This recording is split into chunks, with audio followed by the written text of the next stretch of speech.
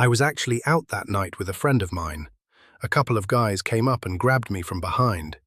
Richard Rawlings, the brave and super energetic star of Fast and Loud, has finally shared some really surprising news, and it shocked his fans big time. But what happens next for the man whose whole life has been about fast cars, taking big risks, and following his dreams? From how well Gas Monkey Garage did to his unexpected news, we're finding out the real story behind everything. The words are now out there. Richard Rawlings has finally talked about what's really been going on behind the cameras. And while some fans believed he was leaving the spotlight forever, the truth is way more interesting than that. Instead of going away, Richard is changing direction. He's putting his attention on new adventures, brand new ideas, and even some emotional parts from his past. Over many years, Rawlings has dealt with some really hard personal and work problems. He's been honest about how his divorce, premiership, almost ruined his career, calling it a fresh start that helped him discover a new path. That breakup, as hurtful as it was, turned into a huge turning point. Back then, he shared on social media that it was a decision they both made, but later news showed it was way more complicated than fans originally believed. Back in March 2019, Richard wrote on social media that he and his wife Suzanne had chosen to split up and get divorced. But by April 2025, a video came out saying that the split was a big reason why Fast and Loud ended, and even caused a court fight behind the scenes. Their relationship had already been through so many good times and bad times. They got divorced one time, got back together, and then broke up again. For Richard, it was a really tough and hurtful time, but it also made him stop, think carefully about his life, and begin rebuilding himself. And rebuild is exactly what he did. Instead of giving up, Richard Rawlings is moving forward fast with new projects and a brand new sense of what matters. He's building an off-road park, making plans for his very own Gas Monkey whiskey factory, and jumping into podcasting, where he's even reconnected with his old Fast and Loud partner, Aaron Kaufman. Their friendship, which was once difficult, seems to be getting better again. This shows that Richard is moving past the arguments from before. These days, fans are getting to see a totally different side of him. The wild, crazy party guy from his younger days is gone. Now in his 50s, Richard has turned into a more calm but still super passionate car lover, caring about what really counts, being creative, having good friendships, and leaving behind something important. He's been sharing little pieces of this new part of his life online, from pictures of his favorite cars and trips to sweet moments with old buddies. He just posted a picture of his childhood bike, happily adding it to his stuff. In a different post, he talked about staying at the Moxie Springfield downtown and hinted at a really cool team-up for Prevailing, admitting a garage hangout with the band All Time Low. Richard put up a video about a new thing he's doing, restoring an old UK Royal Mail delivery van with the Good Life van crew. In that video, he made jokes about how electric cars are a touchy topic, showing everyone that while he's changed and grown, his funny personality and love for cars haven't changed one tiny bit. Through all the good stuff and bad stuff, Richard Rawlings has proven that he's way more than just a TV famous person. He's a guy who keeps growing up, learning lessons from his past, and still going after the excitement that made him the person he is. But how did he turn into the man we watch today? What made him keep pushing forward when everything was falling to pieces? How did he change pain into something useful and turn failure into energy? Becoming a world-famous car guy long before the fame, the TV cameras, and the loud sounds of engines at Gas Monkey Garage, Richard Rawlings was just a kid from Fort Worth, Texas, who couldn't stop thinking about cars. Born in 1969, Rawlings didn't grow up rich or famous, but he had a huge love for cars that wouldn't go away. From when he was really young, his weekends were used going with his dad to car shows nearby, staring with huge eyes at shiny engines and chrome that sparkled. Those trips put an idea in his head that Rawlings made grow and come true. By the time Richard was only 14, he had already done something that most grown-ups only dream about. He bought his very first car. He got himself a 1974 Mercury Comet, his first love that had 4 wheels. To have enough money for it, Richard delivered newspapers before school and after school, sometimes really late in the evening. While most other kids were saving money for video games or cool shoes, Richard was saving money for spark plugs and paint for cars. That early push to earn the things he wanted turned into the base of his whole entire life. All through high school at Eastern Hills, cars were his whole world. By the time he finished school, he had already bought and sold more than 20 different cars, selling vehicles to make small amounts of money, learning all the secrets of buying and selling, and without knowing it, setting himself up for the huge business he would build later on. But life wasn't always easy and smooth for Rawlings. He went through more than his fair share of really hard times and scary danger. In his early 20s, he survived a really scary carjacking, one that left him shot while he was trying to keep his special 1965 Mustang Fastback safe. That scary moment could have ended his whole life.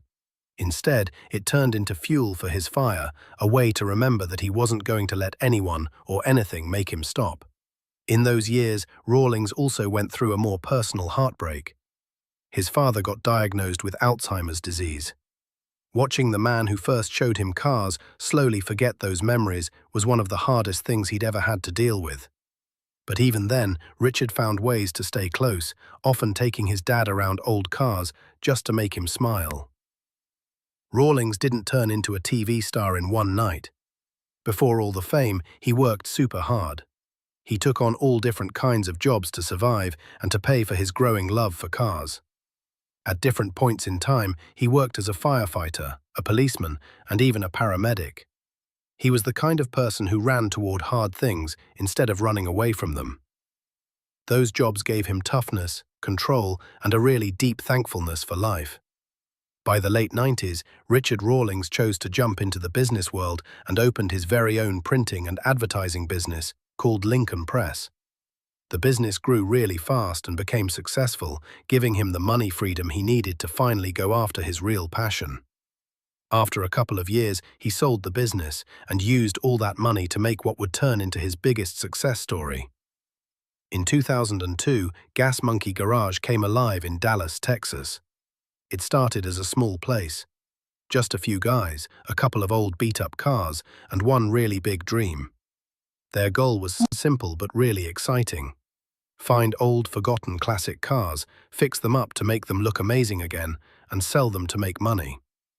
What made Richard Rawlings really stand apart was his non-stop energy, sure of himself charm, and his total refusal to accept anything that wasn't perfect.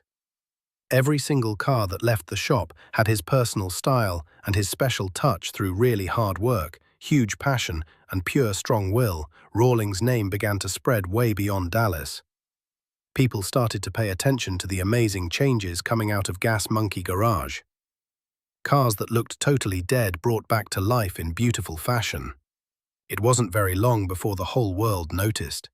And pretty soon, Discovery Channel came knocking with an offer that would change his whole life forever. But before all that fame and being successful, Rawlings had already gone through different parts of his personal life. He had been married 2 times. First to Karen K. Grames, though that marriage only lasted 1 year. Then he married Suzanne Arista-Lith Marie Mell the same exact year he started Lincoln Press. Everything looked like it was coming together perfectly.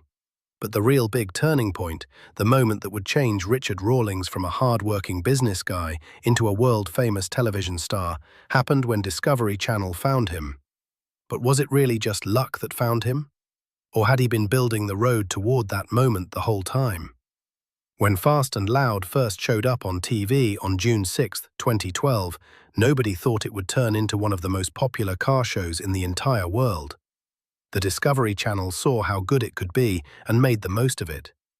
This wasn't just another reality TV show. It was bold, fresh, and totally full of excitement.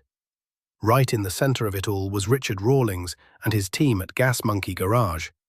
The show's exciting idea was for Rawlings and his crew to travel all around America, searching for old, left-behind and beaten-up cars. The kind that were forgotten in old barns, junkyards, or people's backyards.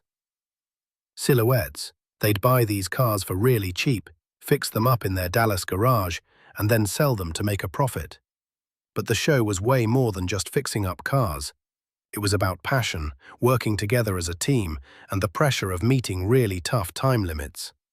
Every single episode showed their happy moments and sad moments, the laughing, the arguing, and the super intense moments that came with trying to be perfect in the world of fixing up cars. From the very first season, Fast and Loud turned into a huge hit. People watching were totally hooked by the fast speed, the funny parts, and the way Richard and his crew worked together, especially Aaron Kaufman, the bearded super-smart mechanic who could turn any totally wrecked car into something beautiful. Their teamwork and the tension between them gave the show its heartbeat. The duo's fame grew so big that they were even asked to compete in a motorcycle building contest against legends like Orange County Choppers, Paul Jr. Designs, and Jesse James. Richard and Aaron came in second place, showing they were definitely not beginners in the custom building world. Behind the cameras, Fast and Loud was made by Pilgrim Studios, with Craig Pollyagen and Eddie Rauter as the people in charge of making it. Discovery Channel knew they had found something really special. The show quickly grew into one of their biggest success stories ever. It wasn't just people who love cars watching it. It was families, young kids with big dreams, and people who loved watching creativity and business work together. As the seasons kept going on, the Gas Monkey Garage name became known everywhere. The show's success even created spin-off shows like Misfit Garage and Fast and Loud Demolition Theater, where Richard and other people would watch and react to funny or crazy clips from their own adventures. By 2019, Fast and Loud had run for an incredible 15 seasons, and a 16th season came after in 2020. Over all those years, the show's fame reached way beyond just TV. Even an online survey showed that Fast and Loud was Naruto Flames, Smith the top 50 most liked shows on Facebook, and it was really popular as the most loved show among men, with 83% of likes coming from guys who watched. Every single episode of the show followed a simple but really exciting routine that kept fans totally hooked. Richard Rawlings had a really special talent for finding hidden treasures. He traveled all over the whole country looking for old, forgotten cars, sometimes left to rot in barns, buried in fields, or just sitting and collecting dust in garages nobody used anymore. He always had cash with him, ready to make a deal the second he saw something that was worth saving. Once the car got back to Gas Monkey Garage, the real hard work started. The crew got together to plan what needed to be fixed, what needed to be replaced, and how to bring the vehicle back to life again. The mechanics then worked really long, super tiring hours dealing with engines covered in rust, parts that were missing, and sudden surprises that tested how good they were. After all the sweat, and the arguing, and working really late at night, the big exciting moment would finally arrive. The car was completely done and ready to be sold. This was always the most exciting part. Would they make good money, or would they lose money? The cameras caught every feeling, every handshake, and every loud roar of the engine as another Gas Monkey amazing car hit the road. While the show looked really fun and fast-moving, the crew often dealt with huge stress when the cameras stopped.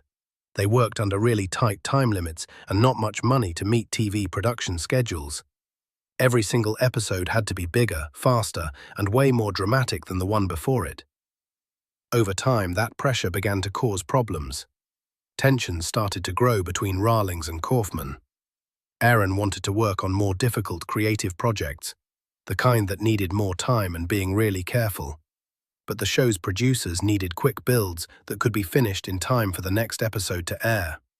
Those different ideas about IMMSH being creative eventually made Kaufman leave, a moment that really shocked fans and changed how the show felt forever. The crew also had to deal with several public fights and problems during the time they were on. One really big incident happened during a drag race against the team from Roadkill. Rawlings told his team to use upgraded, better parts instead of junkyard parts, which gave them a really big advantage over the other team. They won the race, but fans said they were cheating, and the angry response created tension between Rawlings and Kaufman. Then there was the fan argument incident, where workers Tom Smith and Jordan Butler were supposedly fired after a disagreement with a fan who had cystic fibrosis, who wanted to take a photo with one of the cars they built. The situation made viewers really angry and added even more strain inside the team. On top of all that stuff, Rawlings also felt pressure from everyone watching. Every single move he made was watched, judged hard, and talked about all over the internet. His public El Ardan shutter with Jesse James, another really well-known car builder, made things even worse. By late 2020, after so many years of constant filming, meeting time limits, and dealing with drama, Richard Rawlings decided it was time for a big change. During an episode of the Joe Rogan Experience, he said for sure that Fast and Loud had officially ended forever. Even after the show was over, Rawlings stayed really busy. He started another Discovery Channel show called Garage Rehab, where he helped automotive shops that were struggling get back on their feet again. Working right alongside Russell Holmes and Chris Stevens, Rawlings used his business knowledge to turn failing garages into places that were doing really well.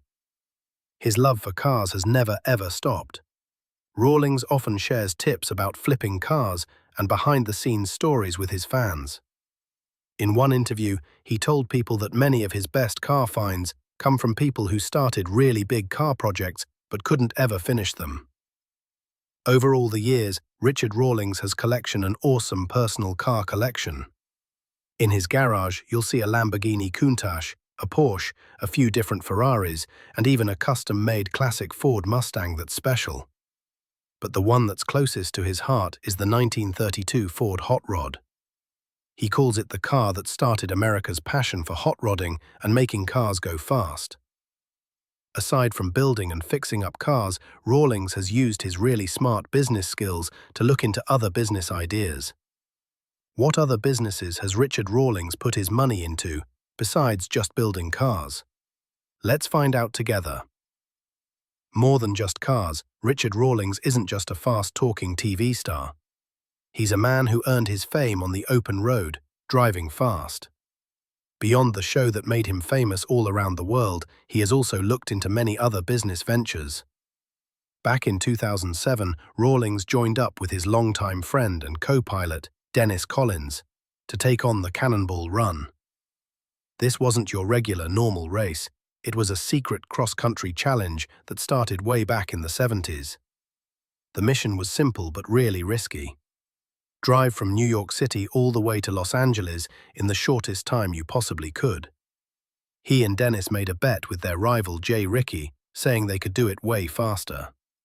Their weapon of choice, a black Ferrari 550, changed with extra fuel tanks so they could drive way longer without having to stop. When the engine started roaring to life, they raced with endurance, skill, and a lot of nerve.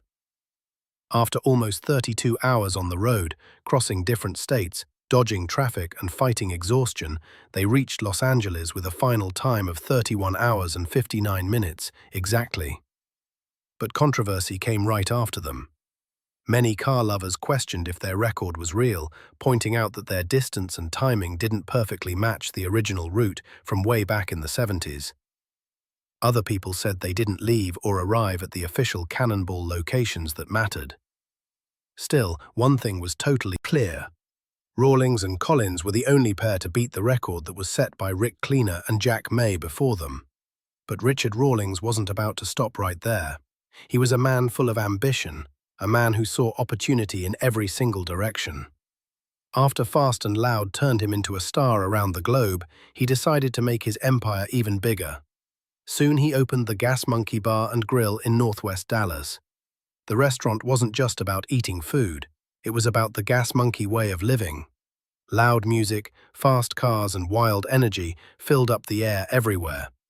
Fans from all around the country came to feel the place that had the same rebellious spirit as Richard himself had. It was such a huge success that he opened a second location at the Dallas-Fort Worth International Airport. Travelers could now grab some food and get a taste of the Gas Monkey world before getting on their flights.